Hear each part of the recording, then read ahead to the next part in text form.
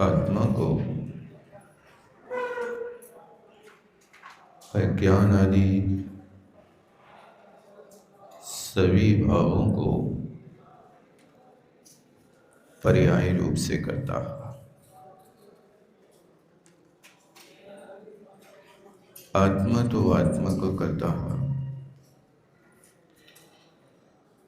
ऐसा सामने वाले ने जो तर्क रखा था। तो आचार्य महाराज ने कहा, ये आपकी समझ से मत से बाहर है।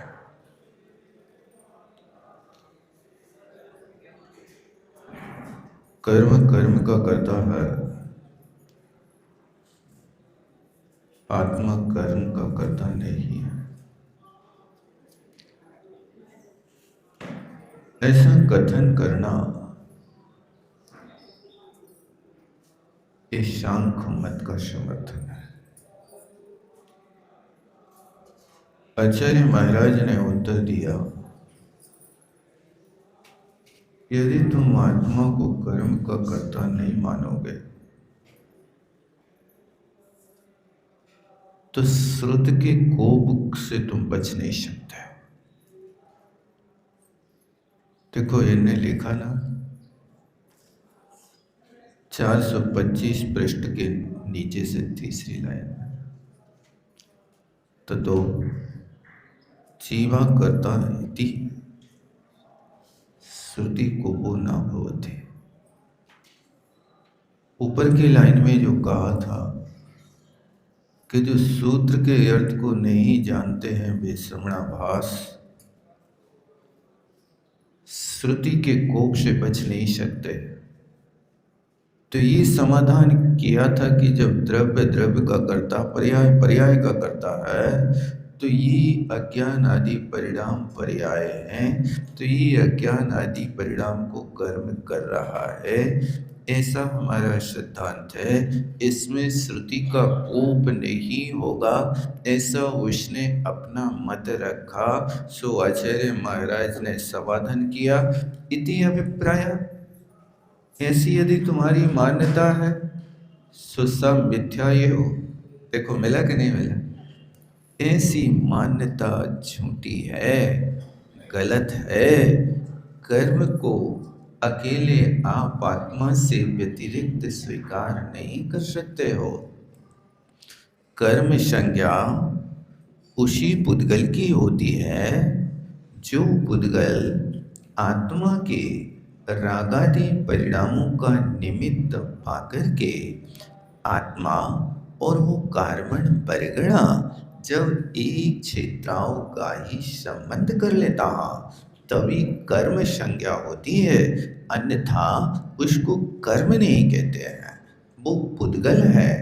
और जो पुद्गल आत्मा से व्यतिरिक्त होता ऐसी पुद्गल को 6 वेदों में कहा जाता है बादर बादर बादर बादर सूक्ष्म सूक्ष्म सूक्ष्म सूक्ष्म बादर और बादर सूक्ष्म आदि के भेद से 6 भेद करते हैं।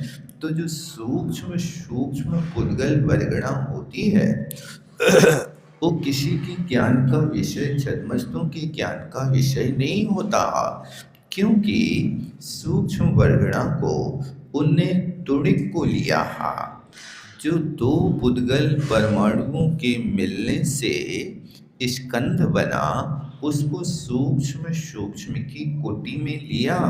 वो तुणिक जो है वो पुद्गल द्रव्य की पर्याय विभाव व्यंजन पर्याय है, वो कर्म नाम नहीं पा रहा है। क्यों नहीं पा रहा है? 2 परमाणुओं का बंध तो हुआ है, लेकिन पुद्गल से पुद्गल का बंध होने का नाम कर्म संज्ञा नहीं है। कर्म उसी को कहते हैं कि जो आत्मा के रागादि परिणामों का निमित्त पाकर के निमित्त मात्रम प्रपत्त पुनरन्य, ऐसा पुरुषार्थ सिद्धि उपाय में अभी कहा जाएगा 12-13 नंबर की कारिका में। तो वो निमित्त मिलेगा और वो पुद्गल वर्गणा कर्म रूप परिणमन कर जाती है। इस बात को कहा। अब फिर अगली गाथा की टीका करते हैं, आगे चलते हैं नीचे से तीसरी लाइन पर।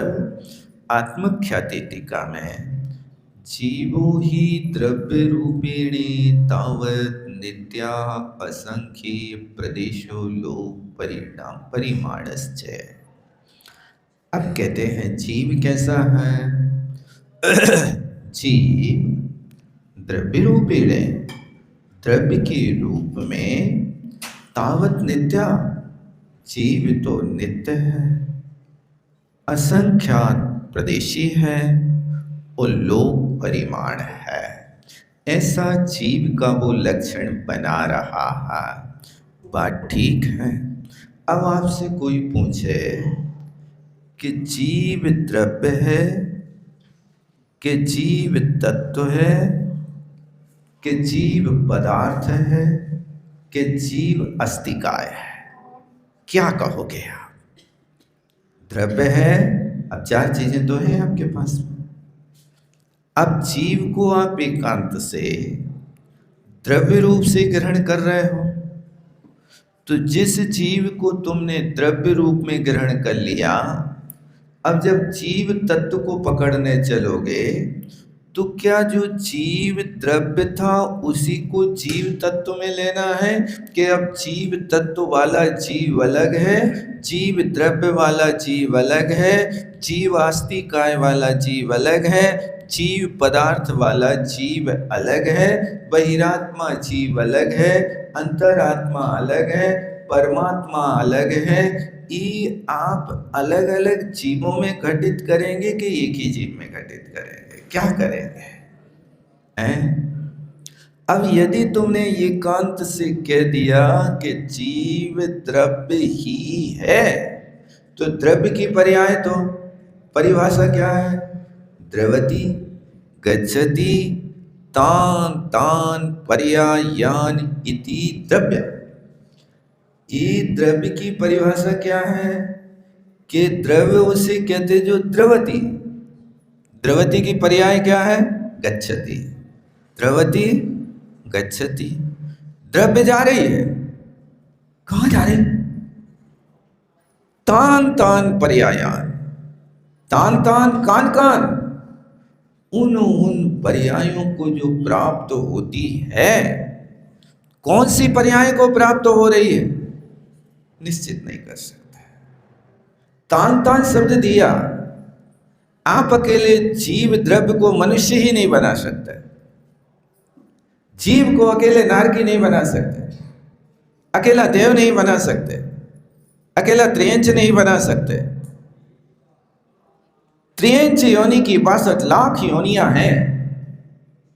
उन 62 लाख योनियों में से कोई भी योनि में चला जाए, इसलिए आचार्य ने तान तान शब्द दिया। उन कौन कौन? 62 लाख त्रियंचों की, 14 लाख मनुष्यों की, 4 लाख देवों की, 4 लाख नारियों की, नारकियों की, ऐसी 84 लाख योनियों में जैसे परिणाम करेगा उसके अनुसार उन पर्यायों को प्राप्त होता है, उसका नाम द्रव्य है। ये द्रव्य की परिभाषा है। आप तो कहते हो तत्वों को जानो, तत्वों को जानो, कभी नहीं कहते द्रव्यों को जानो। किसको कहते भाई बताओ अनुराग जी? तत्व की बात करते हो। यदि तुम्हारे मत में अकेले तत्व ही रहेंगे तो द्रव्य का क्या होगा? और क्या बिना द्रव्य के तत्वों का निर्माण होगा कि नहीं होगा? बिना द्रव्य के तत्वों का निर्माण होगा कि नहीं? आए कहां से? तत्व बने हैं तो एक द्रव्य से तत्व बने हैं कि सभी द्रव्यों से तत्व बने? बताओ, 7 तत्व है ना? 7 तत्व एक द्रव्य से बनेगा कि 6 द्रव्यों से बनेंगे? 6 द्रव्यों की भूमिका है। जीव तत्व है। इस तत्व को जब पकड़ेंगे तो वो सिर्फ जानने देखने जिसका स्वभाव है उसको जीव तत्व कहते हैं। तत्व का अर्थ क्या है? तस्य भाव तत्वम, तस्य कस्य जीवस्य। जीव का भाव क्या है? भाव का अर्थ, अर्थ क्रियाकारी बना क्या है? इस चीज को आपको गहराई से पकड़ना पड़ेगा। अकेले तत्वों को समझा लेकिन तत्वों के मूल को नहीं समझा तो द्रव्य के बिना तत्व कहाँ रहेंगे?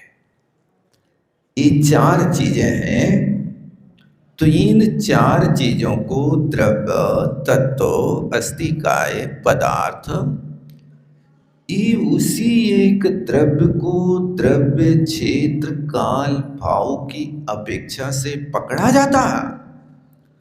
जहां जीव वास्तिकाय कहें वहां किसको पकड़ोगे भाई साहब? क्षेत्र को पकड़ना। क्यों? क्योंकि असंख्यात प्रदेश जिसके होते हैं तो वो जिसमें असंख्यात प्रदेशों की गणना हो रही है उसका नाम क्षेत्र है। और जहां पर उस क्षेत्र के साथ में भाव की प्रूपणा है, तस्य भावा तत्वम, कस्य, उस द्रव्य का जो मूल भाव है उसका नाम तत्व है। ये भाव की अपेक्षा पकड़ा जाता है। और द्रव्य क्या है? जो द्रव्य की अपेक्षा देखा जाता है उसको द्रव्य कहते हैं। द्रव्य है, क्षेत्र है, काल है। काल क्या है? पदार्थ है। इनको काल की अपेक्षा, क्योंकि पुण्य पाप है, आश्रव बंध है। अब वो आश्रव बंध की व्यवस्था होगी तो कौन से कर्म की कितनी स्थिति बनती है, उस स्थिति को जहां से पकड़ोगे उसका नाम काल होगा। बात समझ में आ रही ना? काल कहाँ लगाना?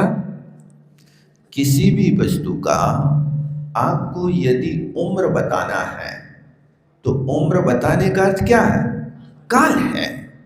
आप कहीं भी जाते हो, आपका चारों तरीके से परिचय लिया जाता है। आपका नाम क्या है? ये द्रव्य है। आप कहाँ रहते हैं? ये क्षेत्र है। आपकी उम्र कितनी है? ये काल है। और फिर आपकी योग्यता क्या है? कहाँ तक पढ़े हो? क्या करते हो? ये जो ब्यौरा लिया गया ये द्रव्य, क्षेत्र, काल, भाव की अपेक्षा से लिया जाता। कहीं भी चले जाओ आपको ये सब चीजें मिलेंगी। द्रव्य है, आप टिकट खरीदने जा रहे हैं, द्रव्य, क्षेत्र, काल, भाव पर चतुष्टय की अपेक्षा है। आपने टिकट खरीद ली यानी द्रव्य अपने पास खरीद लिया। कहाँ से कहाँ जा रहे हैं ये क्षेत्र हो गया। कौन सी तारीख में यात्रा है, कितने बजे है, कितने बजे गाड़ी छूटेगी, कितने बजे पहुंचेगी, ये बजे क्या है? काल की अपेक्षा से कथन किया जा रहा है। और भाव टिकट में क्या है? पैसा कितना लगा है, कौन सा भाव बनाया है, ऑर्डिनरी का, स्लीपर का, फर्स्ट एसी का, के 2 एसी का, क्या है? ट्रेन एक है, बीना से शिखर जी तक जाएंगे, कितने पैसा में पहुंचे भाई साहब? कितने पैसे में पहुंचेंगे? कौन सा क्षेत्र पकड़ोगे? क्षेत्र बताओ, भाव बताओ, तुम्हारी योग्यता क्या है? यदि 100-150 रुपया है ऑर्डिनरी में घुस जाओ। साधारण जिसको कहते हैं, साधारण का अर्थ क्या है? शास्त्रीय पद्धति किसे कहते हैं? एक शरीर, एक मन अनेक तो सिद्धों में है वो। यहाँ एक शरीर का स्वामी अनेक होवे उसको साधारण कहते हैं। बात समझ में आई ना? एक स्वामी का, एक शरीर का स्वामी उसको साधारण कहते हैं। रेल में साधारण किसे कहते हैं? एक डिब्बा में सब घुसे, बिना टिकट वाला भी घुस जाए तो भी चलता, नहीं चलता। वहां किसी की सीट फिक्स नहीं होती है। इसमें तो आपको स्लीपर में एक सीट आपकी फिक्स हो सकती है, लेकिन साधारण में तो एक सीट पे 3 बैठेंगे कि 4 बैठेंगे कि 5 बैठेंगे, जितने बन जाए नहीं, बनाने पड़े। थोड़े खिसको ना, थोड़े और खिसको, भला ही तुम्हारी एक टांग बाहर निकल आए सीट के, थोड़ा सा टिकवे ही मिल जाए, जो भी चलेगा। क्या है, आप उस डिब्बा में कह नहीं सकते ये सीट मेरी है, कहोगे तो झगड़ा हो जाएगा। स्लीपर में तो निश्चित है कि 72 सीटें रहेंगी, बात नहीं रहती ना। अब 78 हो गई, खींचातानी कर ली होगी, 72 है तो वो 72 लोग ही बैठेंगे। कोई घुस जाए तो उनको सप्रतिष्ठित प्रत्येक समझना है? नहीं समझ सकते। सप्रतिष्ठित प्रत्येक का अर्थ मालिक तो एक है, लेकिन व्यवहार में तुम्हें बैठा ले रहा जाओ, कोई बात नहीं। तो यहां पर एक ट्रेन है, लेकिन साधारण में यदि आप यात्रा करें तो 100-150 रुपया में शिखर जी पहुंच जाएंगे। पहुंच जाना इतने में, 250 लगते हैं, करिए यात्रा साधारण, अंदाज 250 रुपया, ठीक है। तो बीना से कह रहे हैं कि गुना से कह रहे हैं? तो बीना से 250 रुपया। अब स्लीपर ले लिया तो स्लीपर में अब कितना पैसा लगेगा भाई साहब? 500 रुपया। और यदि 3 टायर ले लिया तो 14, और 2 टायर लिया तो 1900, और फर्स्ट एसी लिया तो एक ट्रेन, एक हंडी 2 पेट कैसे बना दे तुमने कि एक व्यक्ति 250 में पहुंच रहा और उसी ट्रेन में एक व्यक्ति 3000 में पहुंच रहा। क्षेत्र तो आपका उतना ही है कि वो 700 किलोमीटर की यात्रा 250 वाला भी कर रहा, 700 ही है ना, और कम बढ़ो देख लेना, और वो 3000 वाला भी कर रहा। ये क्या बात है? ये भाव की अपेक्षा है कि उस ट्रेन में तुम कितना खर्च कर सकते हो, वैसी सुविधा तुम्हें मिलेगी। साधारण में लटके लटके जाना पड़ेगा, स्लीपर में बैठ के जाना पड़ेगा, फर्स्ट एसी में थोड़ी तुम्हें ठंडी हवा मिलेगी, और 2 टायर में आपको पर्दा मिलेंगे, पर्दों के भीतर रहोगे। और यदि फर्स्ट एसी में गए तो सीधा एक केवन तुम्हारे लिए निश्चित हो जाएगा। ऐसे ही रहता ना कि और कुछ रहता है? यही व्यवस्था है। यानी वो वस्तु अपन को देखना, तो ये द्रव्य क्षेत्र काल भाव सर्वत्र लगाना। तो यहाँ के लिए यदि तुम द्रव्य को पकड़ रहे और तत्व को छोड़ रहे, पदार्थ को छोड़ रहे, अस्थि काय को छोड़ रहे हो, तो भी तुम एकांतवादी हो। तुम्हारे यहाँ अकेला तत्व है, दूसरी बात है ही नहीं। कैसे गुजारा चलेगा भाई साहब? तुम्हारे यहाँ सिर्फ 3 आत्माएं हैं, बहिरात्मा, अंतरात्मा, परमात्मा। हर चीज में तुम हर किसी को मिथ्या दृष्टि कह देते हैं, बहिरात्मा बना देते हैं। तुम्हारे अनुकूल ना चले तो तुम मिथ्या दृष्टि कह देते हो, तुम्हारे अनुकूल चले तो तुम शुद्ध सम्यक दृष्टि कह देते हैं। यही है ना? बताओ, यही तो है, और क्या है? लेकिन तुम्हारे कहने से मिथ्या दृष्टि आत्मा हो रही है कि हमारे भावों से आत्मा मिथ्या दृष्टि हो रही है? परिणाम तो इसलिए यहां पर वो कह रहा, देखो क्या कह रहा है, जीवो ही द्रव्य रूप से तावत नित्य है। बात तो बिल्कुल सत्य है, नित्य तो हम भी मानते हैं। आत्मा नित्य है क्या? नित्य है, नित्य है ना? तो आत्मा द्रव्य की अपेक्षा नित्य है कि पर्याय की अपेक्षा नित्य है? गुणों की अपेक्षा नित्य है कि गुणों की पर्याय की अपेक्षा नित्य है? गुणों की अपेक्षा तो तुम्हारा मति ज्ञान त्रैकालिक है कि नाशवान है? मति ज्ञान कैसा है तुम्हारा? है आगे भविष्य में नाश हो जाएगा, लेकिन मति ज्ञान को आप अपना स्वरूप तो नहीं मान सकते ना, ये तो विभाव है।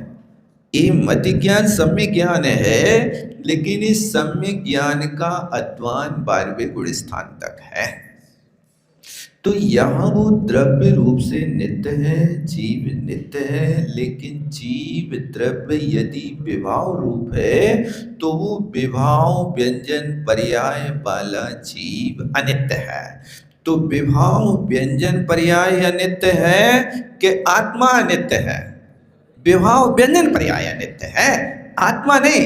आत्मा तो वो विभाव व्यंजन पर्याय छोड़ करके दूसरी को ग्रहण कर लेगा। मनुष्य पर्याय को छोड़ेगा, देव बन जाएगा। इसलिए द्रव्य की अपेक्षा नित्य है, लेकिन पर्याय की अपेक्षा अनित्य है। और दूसरी बात कहते हैं, ये नित्य की अपेक्षा परिचय दिया मतलब काल की अपेक्षा हो गया। नित्य किससे जोड़ना? काल से जोड़ना। हम रोज पूजा करते हैं, रोज का अर्थ क्या? नित्य है, सदाचार है। हम ऐसा आचरण रोज करते। जब रोज की बात मिलाओ तो तुम काल की मुख्यता से कथन कर रहे हो। किसी भी कार्य के लिए हम ऐसा रोज करते, बहुत अच्छा, रोज कर रहे हो, माने उस चतुष्टय में से आप काल को मुख्य लेकर के कथन कर रहे हो। ठीक है ना? नित्य है और असंख्यात प्रदेशी है, ये बात भी ठीक है। प्रदेशों की अपेक्षा आत्मा के प्रदेश कभी घटबड़ नहीं होते हैं। शरीर तो घटबड़ हो जाता है, शरीर का कभी कभी हाथ कट गया, पैर कट गया, तो शरीर का हाथ कटने से आत्मा कटी कि नहीं कटी? आत्मा उस हाथ से कट गई। जो हाथ बाहर हो गया, अंग से बाहर हो गया, तो आत्मा के प्रदेशों ने अपनी ओर संकुचित कर लिया। अब जितना शरीर है उतने ही में रहेगी, उस हाथ से संबंध छोड़ देगा।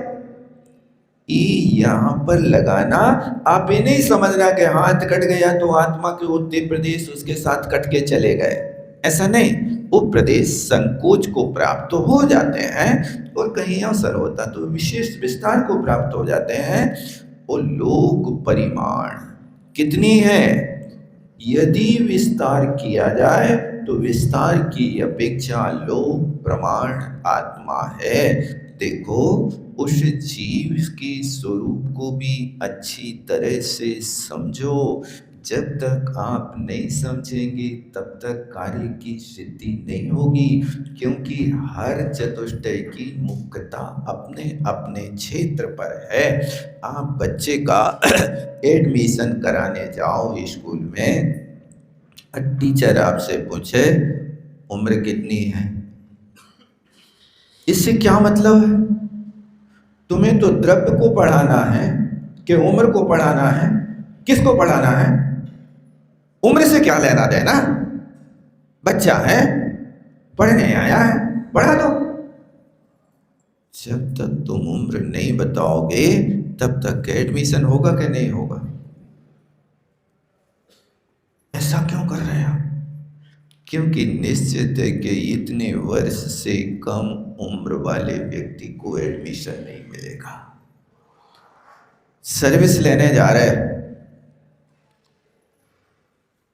तो सर्विस पुलिस में व्यक्ति को 20 साल 25 साल की उम्र में मिलती है। अब वो व्यक्ति यदि 40 साल की उम्र में यदि पुलिस में भर्ती होना चाहे तो उसको भर्ती करेंगे कि नहीं करेंगे? पुलिस की सारी शर्तें मिलें, क्योंकि उसको हाइट चाहिए, तो हाइट तो आपकी बराबर, हाइट में कोई कमी नहीं, लंबाई चौड़ाई मोटाई जो भी उसको ज़रूरत है वो है। भाग दौड़ में तुम्हें दौड़ा दिया 5 किलोमीटर तो तुम उसमें भी परफेक्ट हो, लेकिन उम्र 40 की हो गई तो वो ग्रहण करेगा कि नहीं करेगा? अब कहो तुम्हें उम्र से क्या लेना देना, हम तो तुम्हारे साथ है ना, हर काम करने को तैयार है ना। भैया काल की मुक्तता है, यहाँ इस काल को लेकर के ही तुम्हें यहाँ अवसर मिलेगा, अन्यथा नहीं मिलेगा। इसलिए ये सारी चीजें आवश्यक हैं। ततना तावत नित्यस्य कार्यत्वम उपन्नम कृतकत्व नित्यत्व यो एकत्व विरोधात्। अब देखो थोड़ा सा विषय गंभीर है, वो श्रोता नए हैं और विषय हो सकता है आप लोगों को अपरिचय लग रहा हो कि तुम कहाँ की बातें सुना रहे, लेकिन भैया बिना इनको सुने तुम सीख नहीं सकते हो। डॉक्टर बनो और इंजेक्शन लगाना नया, सुई ले और जहां कहीं ठोक दो, ठीक है। हाथ की सुई कोई माथे में ठोक दे, ठीक है ना, निरोग हो जाओगे ना। तो तुम्हें डॉक्टरी सीखना है तो ये नहीं कहियो कि हम तो हाथ देखना जानने लगे सो डॉक्टर बन गए। हाथ देखने से डॉक्टर नहीं बनोगे भैया, ये तो नाड़ी विज्ञान है। लेकिन तुम्हारी नाड़ी कौन सी डूब रही है, कौन सी उखड़ रही है, कौन सी ज्यादा चल रही है, अब उस नाड़ी को शांत करने के लिए सुई के माध्यम से औषधि भेजना है। और तुमने यदि गड़बड़ कर दिया तो तुम्हारी दशा बिगड़ जाएगी। ऐसे पढ़े लिखे लोग फर्जी रखे हैं अपने पास कागज, और जितने ऑपरेशन करे सब, 8 ऑपरेशन करे तो बोले 7 मर गए। अभी अभी नई बात सुनी थी, दमोह में एक डॉक्टर के पास, और डिग्री उसके पास ऐसी ऊंची डिग्री, लेकिन भैया डिग्री से थोड़ी सफलता मिलती है। सफलता तो आपके अनुभव से और ज्ञान से मिलती है। इसलिए उसका अनुभव ना हो, किताबी ज्ञान से कोई ज्ञानी नहीं होता, ज्ञान तो अनुभव से होता है। इसलिए उस अनुभव के साथ देखो, अब यहाँ थोड़ा सा साहस करना कि आप प्रवेश कर रहे हो द्रव्यान योग में, तो ये चीजें जानना भी आवश्यक है। और दूसरी चीज है कि तर्क वितर्क से भी काम होता है। सामने वाला आया और उसने कहा कि ये जगह हमारी है, तो क्या तुम चुपचाप खाली कर दोगे मकान? तर्क करो भैया, कागज तो हमारे पास, रजिस्ट्री तो हमारी, बाप दादे तो हमारे रह रहे। अब वो अपना सामने तर्क रखेगा, तो ये एक छोटी सी जगह को पाने के लिए तर्क वितर्क करना पड़ते हैं, वितंडावाद रखना पड़ता है, अपने मत का मंडन करना पड़ता है, सामने वाले का खंडन करना पड़ता है कि ये मकान तुम्हारा नहीं है, हमारा है। तुम्हारा मकान है तो अपने मत को मंडन करना, और वो आपके मकान को अपना कह रहा है तो उसके मत का मंडन करना। ये तो आप अच्छी तरह से जानते हो, लोक में इन सब क्रियाओं में बहुत मास्टर हो। लेकिन परमार्थ में सामने वाले ने कहा चिंता नहीं करो, कर्म कर्म कर रहा है, आत्मा तो आत्मा कर रही है, तुम कर्म से बंधे नहीं हो, तुम तो उन कर्मों के ऊपर ऐसे तैर रहे हो जैसे दूध में घी डालो तो घी तैरता रहता है। ऐसे तुम कर्मों के ऊपर ऊपर तैर रहे हो, कर्मों में मिले थोड़ी हो, क्योंकि तुम्हारे सामने सिद्धांत रख दिया, जड़ की क्रिया जड़ में हो रही, चेतन की क्रिया चेतन में हो रही। कर तो रहे हो भैया, लेकिन एक लक्ष्य पूरे घर भर का है, बस वो कर तो रहा है, सब अपने अपने काम कर रहे हैं, लेकिन वास्तविक मूल तो किसी को पता नहीं। बाहर के चमकाने में दुनिया लगी है। गुना में एक दिन हमने देखा, छत पे शुद्धि करवे गए तो छत पे 5 आत्माएं थी भाई साहब, 3 बच्चा थे। और अब उनके 2 माता पिता हैं या कौन है, हमारा परिचय तो नहीं था। लेकिन 5 आत्माएं छत पे सोए। जब हम शुद्धि करवे 9:45 बजे के आसपास गए होंगे, तो वहां हमने 5 आत्माओं को देखा। क्या कर रहे हैं? 3 बच्चे थे, वे 15 साल से 20 साल की उम्र तक के होंगे। 1 बच्ची, 2 बच्चे।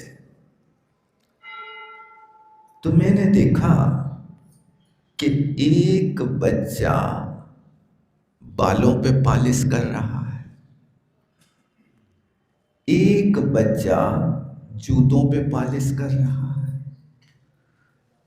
और वो एक बच्ची दांतों पे पालिश कर रही है,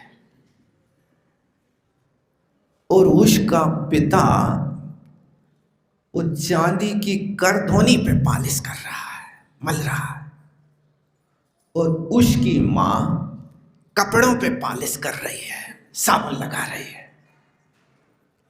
अब मैंने देखा कि ये परिवार पूरा का पूरा चमका तो रहा है। क्या चमका रहा है?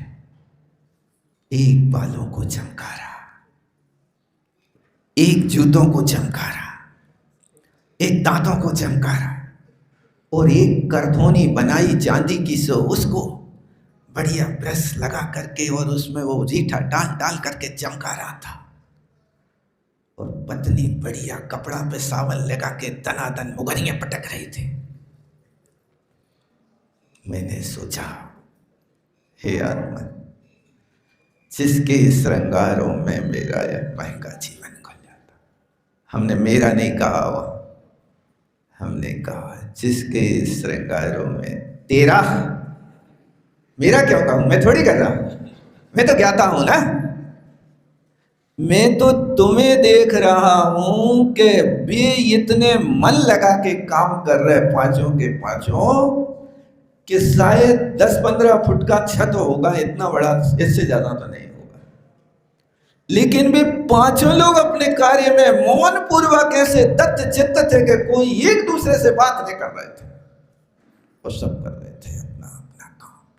वो जूतों पे पालिश कर रहा था तो बिल्कुल ऐसे दांत मसल मसल करके, और बालों पे कर रहा था तो सामने दर्पण लगा के रखा था, देख रहा था।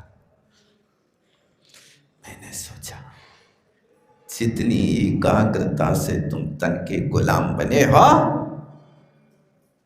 इतनी एकाग्रता का इतने समय के लिए यदि आत्मा को सजाने में लग जाती तो तुम्हारा कल्याण हो जाता। अनंत काल से अभी तक इतना पुरुषार्थ तो किया, लेकिन जूतों पे पालिश करने में तुम्हारा जैसा मन एकाग्र हो रहा है, ऐसा एक भी पाप के त्याग में तुम्हारा मन एकाग्र नहीं हो रहा।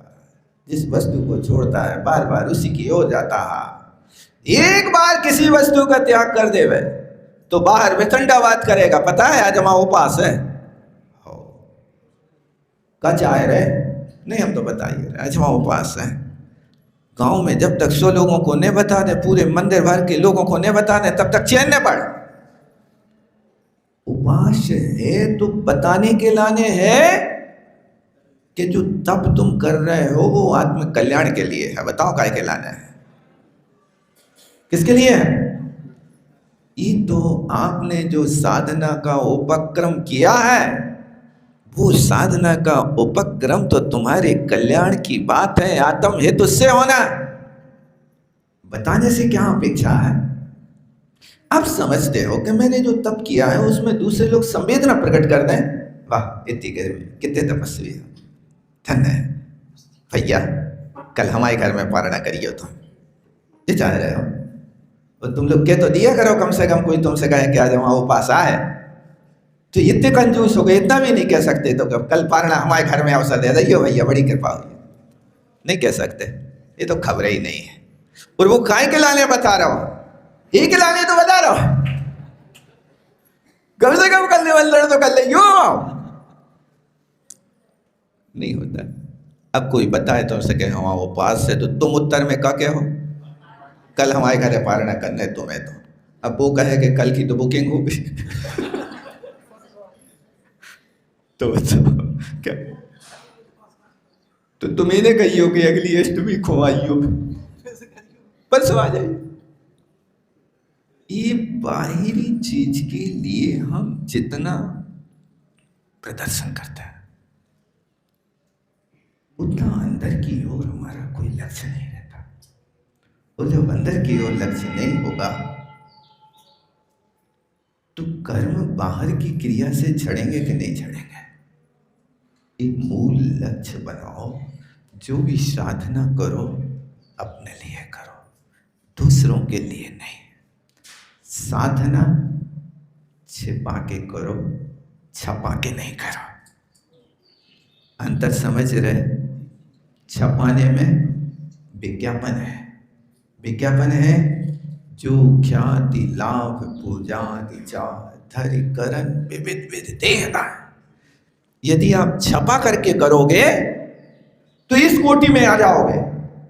कौन सी कोटि में? जो ख्याति लाभ पूजा ये ख्याति पूजा लाभ से विविध देहदा, अनेक प्रकार की शरीर को कष्ट पहुंचाने वाली क्रिया तो कर रहे हो, लेकिन किस लिए कर रहे हैं? ख्याति पूजा लाभ के लिए। इससे आत्मा का कोई भला नहीं होता है। आत्मा का भला तब होता है जब उस समय संघर्षों में, उपसर्गों में तुमने समता का भाव धरा। वे आदर्श है। अब प्रार्थना करो, संघर्षों में, उपसर्गों में हमने अब